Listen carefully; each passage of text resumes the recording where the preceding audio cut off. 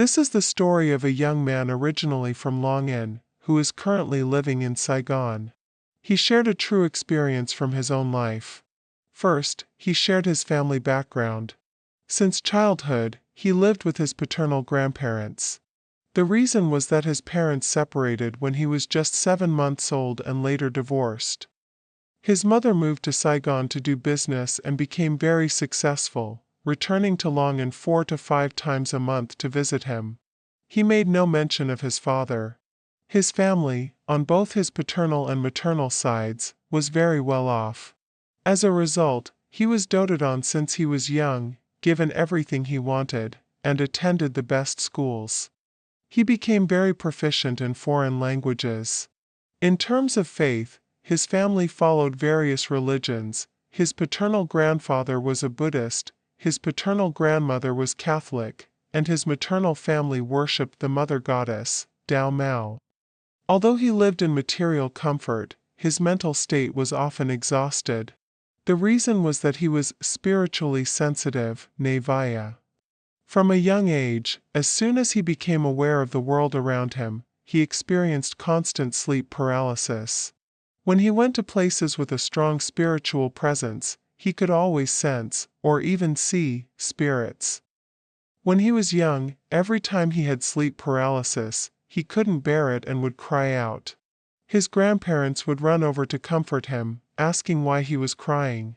Back then, he would naively say, "I'm in so much pain. It feels like a heavy rock is pressing on my chest and stomach. I can't breathe, it hurts so much." His family took him to many places. His grandfather took him to the temple. His grandmother took him to church. But his condition did not improve. Later, his mother took him to see various spiritual mediums and masters, from the south to the north, but nothing worked. His grandfather also asked friends for recommendations, but they all said they couldn't help. This situation continued until he was in high school. Gradually, he got used to it and stopped telling his family. He was tired of being taken from one place to another. However, in his 10th grade year, the situation became more severe. He wasn't just being held down, he started seeing clear images. This caused him to lose nearly 10 kilograms in a short period. By this time, his grandfather had passed away. His grandmother, seeing him grow thinner, worriedly asked, "Are you having sleep paralysis at night? Why are you so thin?" He lied, saying it was just stress from school. When his mother asked, he gave the same answer. His bedroom was on the entire first floor. The front part had his bed, the back had the bathroom and wardrobe, and outside was a large balcony with a table and chairs. One evening, after finishing his homework around 8 to 9 p.m., he went to take a shower. Before showering, he had closed the curtains. After his shower, he turned on the TV, a habit he had to make it easier to sleep. Then, he got into bed and fell asleep. While sleeping, he suddenly no longer heard the TV. He felt cold and tried to pull the blanket up, but at that moment, his body was completely rigid. He realized he was experiencing sleep paralysis, but the strange thing was, he was completely awake, unlike previous times when it happened while he was asleep. He glanced towards the door and saw that the curtains were pulled open, even though he clearly remembered closing them. He panicked, thinking it was a burglar. But then reassured himself that the house had an anti-theft camera system that would have sounded an alarm. While he was panicking, his body still pinned down, he saw a person on the balcony. At first, it was just a dark shadow from head to toe, about 1.75 meters tall. He was terrified. He remembered his grandfather's advice and tried to chant Buddhist mantras. He could only chant silently in his head, as he couldn't open his mouth.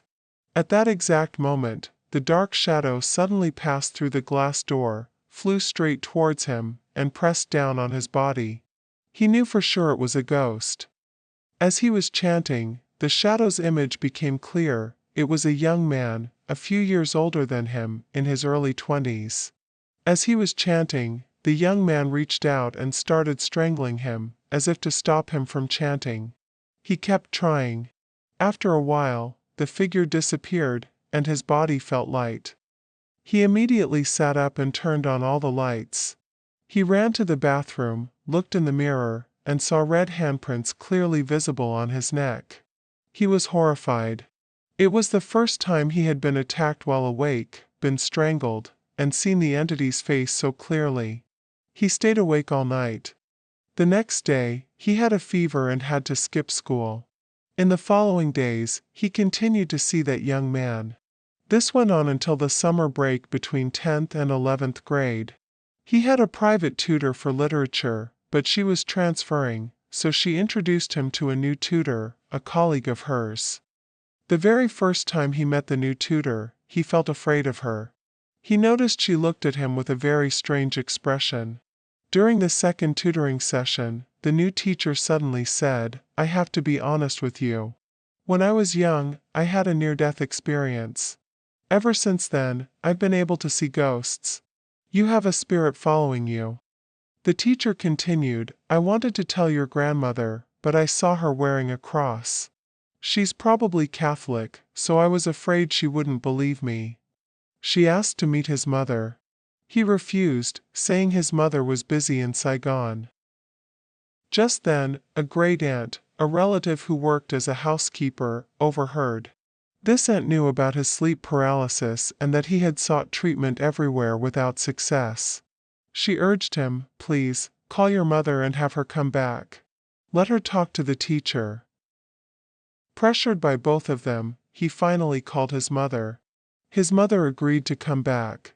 When his mother met the tutor repeated the same story.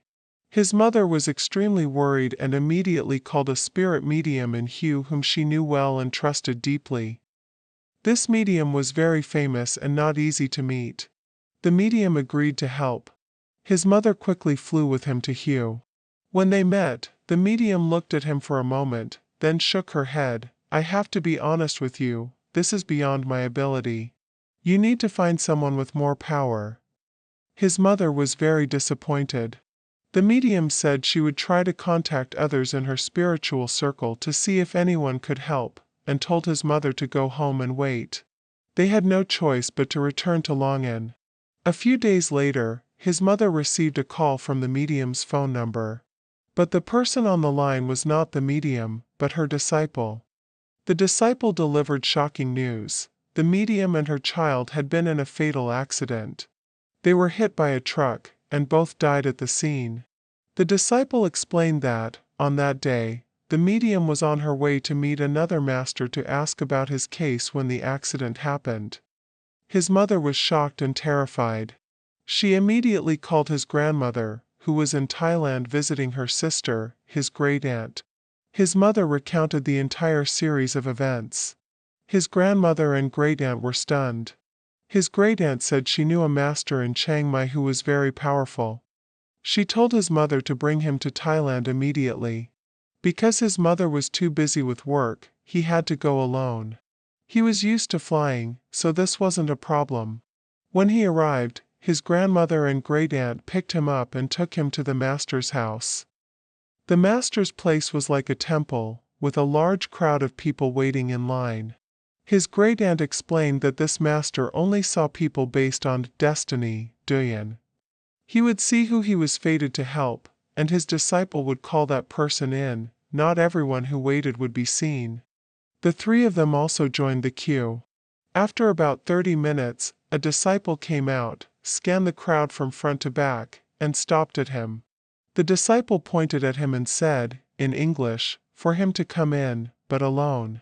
His grandmother and great-aunt were surprised but had to wait outside. He followed the disciple into a second room. He recounted that, his whole life, he had always felt tired and heavy. But as soon as he stepped into that room, he suddenly felt incredibly light and at ease, as if a huge burden had been lifted. In the room, the master, an old man over 80, wearing monk's robes, was sitting with his eyes closed. Around him were many Buddha statues. He sat down opposite the master. About 5 minutes later, the master opened his eyes, looked at him, and sighed. He spoke in English, "Are you Vietnamese?" He nodded. The master asked, do you know that you have spirits following you? He nodded again. Yes, I know. The master began to tell his story. Your story goes back to your past life. I see two spirits following you, one male and one female. The female spirit hates you deeply, so she never lets you see her face. But you have already seen the male spirit. Since you were a child, these two spirits have taken turns pinning you down, not letting you sleep peacefully. But this is your story from your past life. You and the male spirit were distant cousins, living next door to each other. You were the same age, went to the same school, and the same class. You called him brother, because he was of a senior generation in the family. You were very close from childhood to adulthood. There was also a girl who lived nearby, and the three of you were very close. When you were 17 or 18, you and your cousin developed romantic feelings for each other. However, the girl was secretly in love with you. She knew about your relationship. One day, when you were around 20 or 21, the group went out drinking. Your friends kept pressuring you to drink. Your cousin, knowing you couldn't drink much, drank on your behalf. He drank so much that he passed out. This was when the girl enacted her plan. She had arranged with two friends to take you to a nearby motel. She had put an aphrodisiac in your drink. Between the alcohol and the drug, you lost control and had relations with her. The next day, you woke up, realized what had happened, and left. You avoided both the girl and your cousin. Sometime later, the girl's family dragged her to your house, causing a scene and claiming you had gotten her pregnant. Your parents weren't home. Your cousin heard the commotion and ran over. The girl saw him and confirmed that you had both gone to a motel and that she was now pregnant. She intentionally left out the part about her tricking you and drugging you. Your cousin, hearing this, believed you had betrayed his love. He was so devastated that he went home and hanged himself. When you heard the news of his death, you were also in deep shock. You wandered aimlessly onto the street and were hit by a car, and you died. Your family was then forced to arrange a wedding for you and the girl. When the girl, who was living in your house, heard the news of your death, she was shocked, slipped and fell down the stairs, and she also died. The baby in her womb did not survive. All three of you died around the same time, just a few days apart. After that, you were reincarnated into this life. But the other two, consumed by hatred, did not move on and have been following you ever since. The girl hates you immensely, which is why she never lets you see her. The male spirit, however, has now let you see him. The master continued, "This is your karma. No one can interfere. Not even me. All the masters your family took you to see before could not help for this reason. In fact, if anyone tries to intervene, they will suffer the consequences." At this point, the young man immediately thought of the medium in Hugh. The master said, "You are still alive today because of the merits of your family from your past life, and because your ancestors are protecting you. They want to take you, but they cannot. You came here today because of destiny. I cannot solve this for you, I can only show you the way. The only person who can resolve this is you. You must sincerely repent and dedicate merits to them. Pray that they will let go of their hatred and be reincarnated. I see that in this life, you have met someone, also a man, who loves you. Your family does not forbid this relationship. This is your blessing. This person will help you in the future." After speaking, the master told him to leave. He went out and told his grandmother and great-aunt everything. They were all stunned. After that, he returned to Vietnam. He stated that, at the time he wrote this story, when he was a freshman in university, the sleep paralysis still happened, but it had become less severe. He had still never seen the face of the female spirit. He was still in a relationship with the boyfriend the master had mentioned, who was 5 years older, and his family was aware of it. He said he is still trying every day, going to the temple, doing good deeds, and dedicating the merits to those two spirits, praying for their early release.